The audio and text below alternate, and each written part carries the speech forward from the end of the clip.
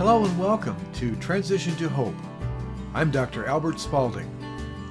So imagine you are a leader in a church organization, such as, for example, a bishop in a ward of the LDS Church, or a stake president, or a CES teacher, or other kind of leader. Maybe you are, but if not, imagine you are, or imagine you were, and someone comes up to you, maybe a younger person, a millennial or whatever, or it could be an older person, and they come up and they say, look, I have got so many questions.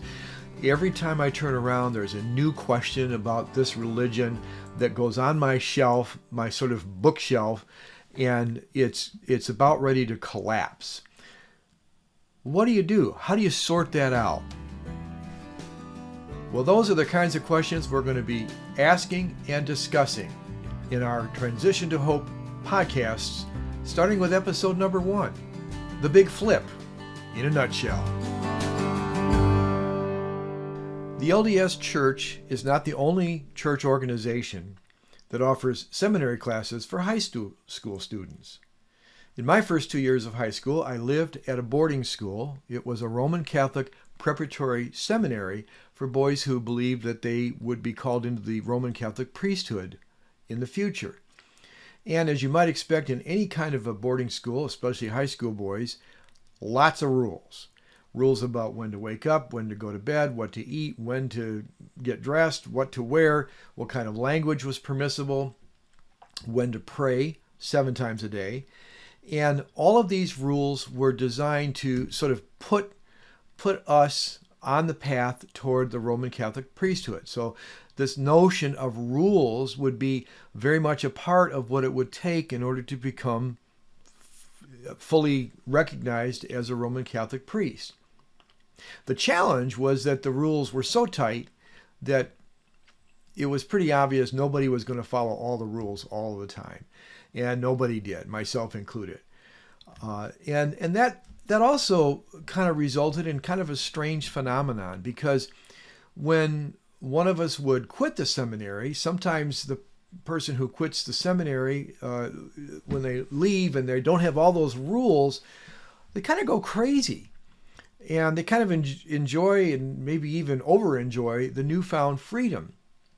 And so you kind of have a sense that those rules that were keeping things on the straight and narrow, once those are gone, what do? And I mean, part of what needs to be done is to figure out, what are my new goals? What's my goal? Is my goal to do everything I can get away with? Is my goal, do I have certain goals about, pleasure or, lusts or success or power or recognition or popularity? What are my goals? If my goals aren't focused on becoming a Roman Catholic priest, what are they? And so when someone would leave the seminary, they had sort of a pent-up sense of a need to not only rediscover what their goals were, but to kind of overdo it in terms of their behavior and their freedom. And to do whatever was right in their own eyes.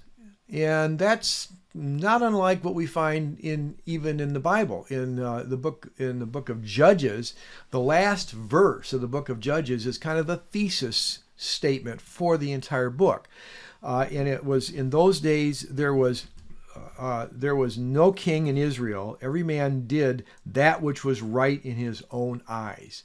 And that's kind of the phenomenon. And it's actually a phenomenon that developmental psychologists have noticed. They've noticed that when you're raising teenagers in particular, when you're raising adolescents, there's you can almost categorize the parenting style into 3 sort of major categories. You have sort of the permissive idea, in which you have a sense that, my son or daughter, they're gonna figure it out for themselves. They're gonna go their own way, and in the long run, they'll do just fine.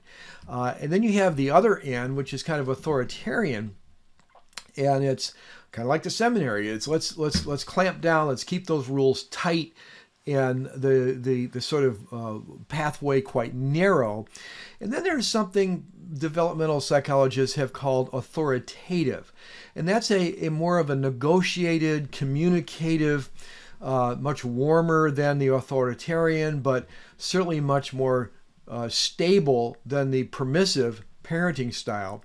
And what developmental psychologists have noticed is that when teens age out, or they leave the nest, if you will, their parenting nest, you can kind of predict that the permissive style and the authoritarian style have something in common, and that is that the teens kind of go off in the wrong direction. They may run into some problems with drugs or whatever, and they're in a suicide ideation and all kinds of bad things. But those who flourish are those who come from an authoritative, more negotiated kind of parenting style, where the child gets to think through what they understand as far as why the parents have this rule or that rule, and where there is some negotiation and so on.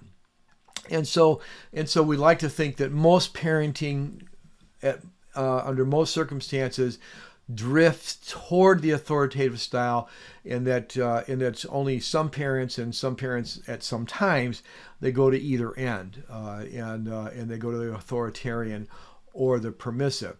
Well, actually, that's not unlike what we see when people leave a church system or a church organizational culture. And it's particularly noticeable with regard to the LDS Church. It's been said that unlike other faiths, the LDS is rigidly structured and highly institutionalized, leaving little room for member individualism or disagreement. And so when people are in the LDS Church, they have a fairly narrow sense of a pathway that leads to the celestial kingdom. It leads to self-exaltation, and there's an expectation to stay on that very narrow pathway. In fact, it's not just an expectation. It's something that's really, if you will, imposed from the top down, even when it comes to such things as worthiness interviews for temple recommends, or to go on a mission, or to become sealed in the temple, or whatever. There's just this sort of accounting that's being taken in the presence of a bishop or stake president or general authority or other authority, and it's an inventory that's taking place, and the result is that the person who is being interviewed is going to find themselves admitting they're not perfect. They're not following the righteous path perfectly, because really no one can. No one can live a perfect life. In fact, no one ever has, except for one person, and that was Jesus Christ. The rest of us have struggled and continue to struggle with veering off the pathway from time to time. So there's a couple things I want to try to cover very quickly in the time I have left. First of all, observe that folks are leaving the LDS Church, and that's a noticeable trend. Names are being removed. New missionaries are down. Conversions are down. But there's also something that we've noticed, and that is that when people leave the LDS Church, very often, especially younger people, but also true of people of all ages, when they leave the LDS Church, they leave that very tight rule book, Word of Wisdom, and all of the other doctrines and covenants and cultural expectations. When they wave goodbye to the culture and the rule book of the LDS Church, they find themselves doing the same thing as my classmates, some did leaving the seminary, and that is sort of wandering quite widely. Leaving, having a very wide range of behaviors of things they would never have done while an active member of the LDS Church, and rediscovering whatever their life goals are, and trying to sort it out. So that people are leaving the LDS Church is one consideration, but another consideration is to ask the question, why are people leaving the LDS Church? And that's something we're going to be dealing with over the next several podcasts. But I want to just kind of introduce it here by looking briefly at this slide that was part of a presentation to the general authorities back in, I believe, 2015. And it was just kind of a random smattering of ideas of why it is that people leave the LDS Church, what's leading them away. And it ranges all the way from on the sort of on the left side, sort of thought-provoked kinds of things, questions about church doctrines, whether it's ordaining women or other current policies, incredulity over church history, a drift towards secularism, which is part of the culture at large. Certainly some of the social media. There's a mention there of John Dehlin, who is the leading sort of Mormon critique podcaster, excellent podcast. I actually reference some of his work in the show notes for this podcast. But sort of a thought-provoked kind of exit. On the one hand, yes, some sense of behavior provoked, the blue bubbles, if you will, just a desire to have a little bit more freedom, or sometimes a lot more freedom in lifestyle, and sometimes it includes such things as same-sex attraction and questions about chastity, rules about chastity and purity, rules of the word of wisdom, just to get away from the rule book. That's also a motivation. And then on the sort of the far right side, those who have a stronger sense that the LDS Church itself is drifting and is making so many changes that they want to sort of recover a more orthodox sense of what it means to be a Mormon. Whatever, and we'll talk about some of those rules or some of those reasons as we go along. But the question as to why LDS members are leaving is another question. Then the third question, where are they going? And we actually know the answer to that. We know that more than half of the folks who leave the LDS Church move into something that's decidedly not Christian in any way, no regard for any notion of who Jesus was, that he lived and he was crucified and he died and rose again from the dead and will return. None of that. Instead, we're looking at agnostics and atheists and people who are just consider themselves nuns. And so that's the third question. And what we want to think about today is the fact that third question is probably the most troubling, because when you look at a person who is in the LDS Church and they discover for any of number of reasons the questions that go on their bookshelf, they find the LDS doctrines and history and scriptures to be implausible. You'd expect that they would find their way to another variation of some form of theism, because they've had so much reverence for God and so much of an idea of who God is. But that isn't the case. Instead, they find themselves going all the way into no belief in God. Whether it's a sort of an active no belief in God, atheism, or just a skepticism about God, which might be more of an agnosticism, we find that's where they wind up, and that's really what we're talking about, the big flip. When people leave the LDS Church and wave goodbye to the LDS Church, they're moving also away from belief in God.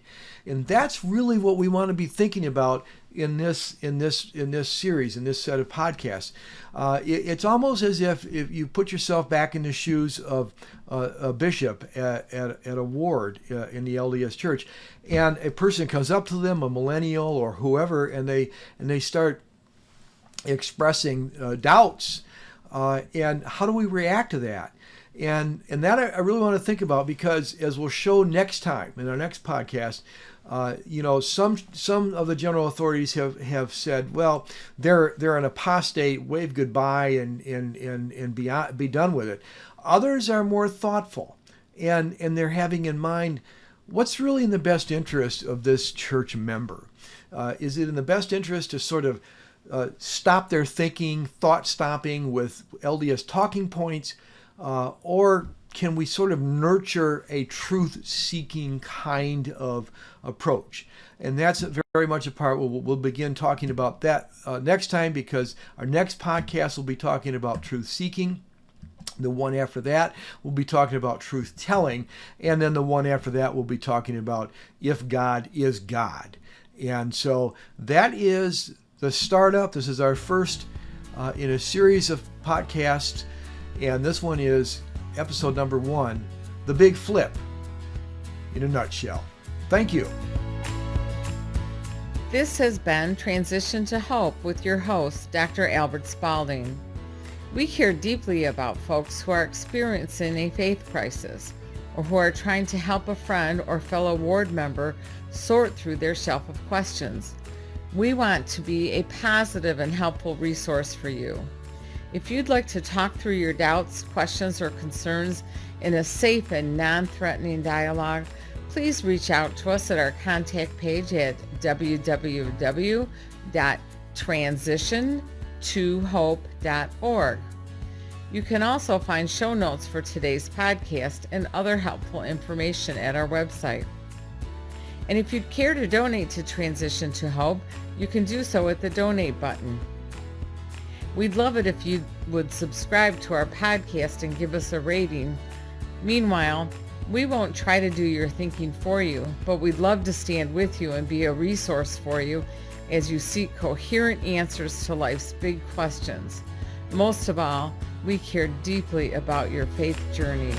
We want to help you transition to hope.